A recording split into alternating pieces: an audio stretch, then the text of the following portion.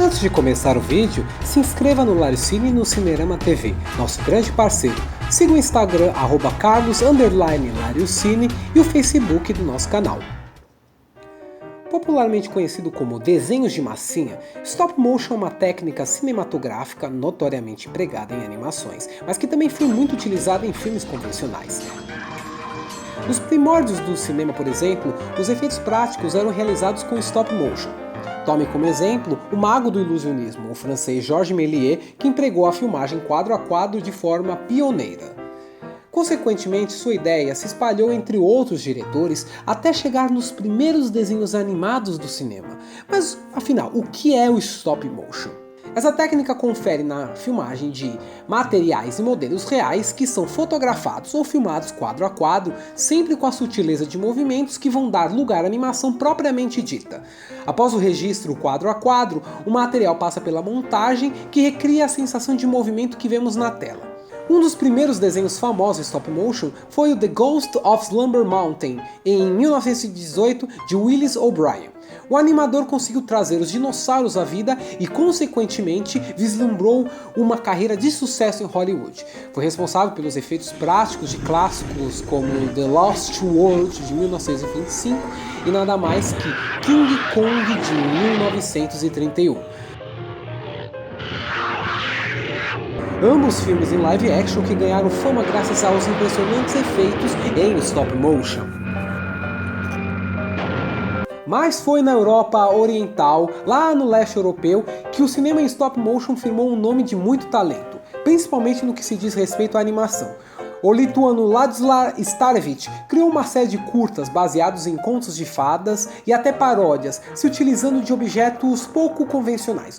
Aqui, por exemplo, antes mesmo da Primeira Guerra, com fantoches de besouros empalhados e articulados, fez The Beautiful Leucanida, de 1912, sobre dois insetos que disputam a mão de uma donzela. Após o maior conflito armado que o mundo tinha visto até então, o animador abdicou de sua arte. 10 anos depois, com mais recursos e aprimoramento de técnica, entregou a deliciosa fantasia de animação Frogland, que é um clássico até hoje. Uma curiosidade é que ele montava essas animações para entreter sua filha Irene, que anos mais tarde se tornou parceira de suas produções. Na década de 30, o diretor lituano e sua filha se consolidaram como renomados animadores, ainda mais depois do primeiro longa em stop motion chamado O Conto da Raposa, e anos mais tarde, a animação sonorizada Fetiche on Honeymoon. Na primeira metade do século XX, as animações quadro a quadro já não eram tão raras. Algumas delas se tornaram muito famosas, principalmente algumas americanas. A Paramount, famosa por ceder espaço antes de seus filmes durante a década de 30, com os curtas animados de Max Fleischer, apostou nas incríveis animações de George Pal, como Rolla Bola, de 1941, e Jasper in the Haunted House, de 1942.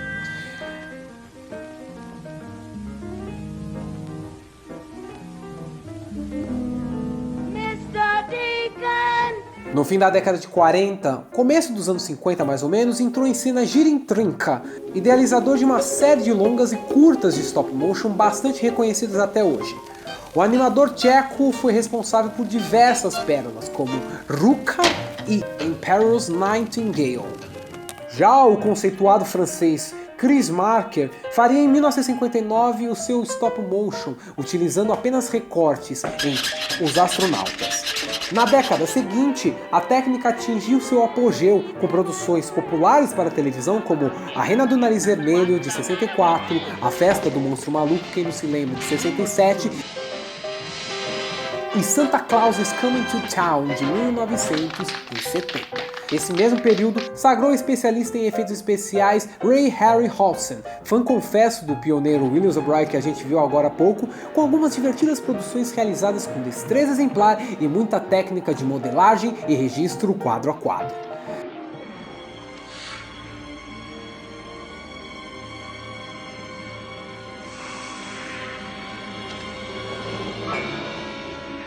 Na década seguinte, a Europa ainda liderava esse segmento de animação. A inglesa Aardman, maior estúdio de stop motion do mundo, foi inaugurada em 73 por Peter Lord e David Spoxton.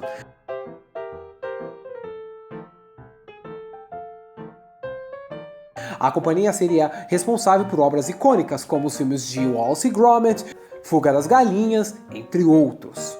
Well, the zoos are very important to animals. They're a bit like homes, like nursing homes and... Ainda na década de 70, a Europa revelou alguns desenhos marcantes, entre eles o norueguês O Grande Prêmio, de Ivo Caprino, considerado por muitos um dos longas mais relevantes do país nórdico. A União Soviética também tinha um novo mascote graças à animação Cheburashka, que encantava a todos. O Japão, tão reconhecido pelos animes, não ficou atrás no que se diz respeito a stop motion, graças a produções como A Fantasia do Quebra-Nozes e Casas das Chamas, ou Katako.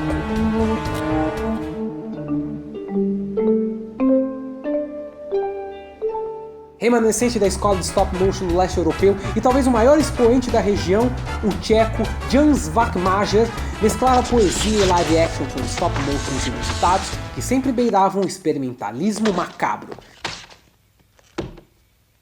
Veio a década de 80 e uma enxurrada de animações quadro a quadro se tornaram cada vez mais comuns, seja em séries, filmes, videoclipes, entre outros. Nessa época, um jovem animador da Disney dava seus primeiros passos na carreira. Seu nome era Tim Burton. Aproveitou que já estagiava no grande estúdio para financiar animações stop motion, sendo Vincent sua obra mais famosa do período. Além de Burton, o animador Will Vinton sagrou-se como um dos grandes nomes de stop motion em meados dos anos 80 e anos 90. As animações que alternavam histórias infantis com seriedades e até tons soturnos fizeram a cabeça dos entusiastas do subgênero. Tome como exemplo Macabro, As Aventuras de Mark Twain, sua obra mais famosa, reconhecida até hoje em dia e de vez em quando aparece por aí pelo Facebook à vida.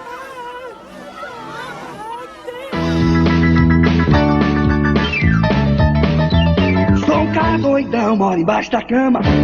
Veio a década de 90 que se consolidou com a popularização do gênero, principalmente junto à crítica e público. Prêmios tipo Oscar para Wallace e Gromit, o Tim Burton produzindo obras em stop motion super relevantes consagradas até os dias de hoje e muitos desenhos e séries realizados com essa técnica. Apesar de ter perdido espaço para as animações digitais, muito pelo fato da popularização da Pixar em meados dos anos 90, o stop motion continua firme e forte como um subgênero animado e é visto como uma arte distinta. Os filmes que saem ultimamente agregam as técnicas que os pioneiros já empregavam, mas as mesclam com o que há de mais moderno em tecnologias digitais. Até hoje em dia, ao menos 3 grandes produções de stop motion ganham as telas de cinema.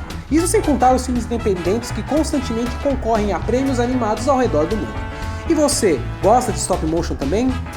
Se quiser uma segunda parte com o top 10 das animações stop motions mais divertidas de todos os tempos, segundo o Lário Cine, claro, deixe seu link e comente. Para 400 likes, um novo vídeo com tema.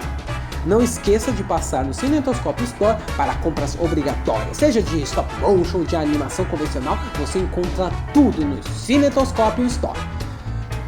Bom, mais uma vez, não deixe de se inscrever no canal, deixe seu like, se inscreva também no Facebook e no Instagram do Lário Cine. Até a próxima, meus amigos e amantes da sétima arte e das animações stop motion.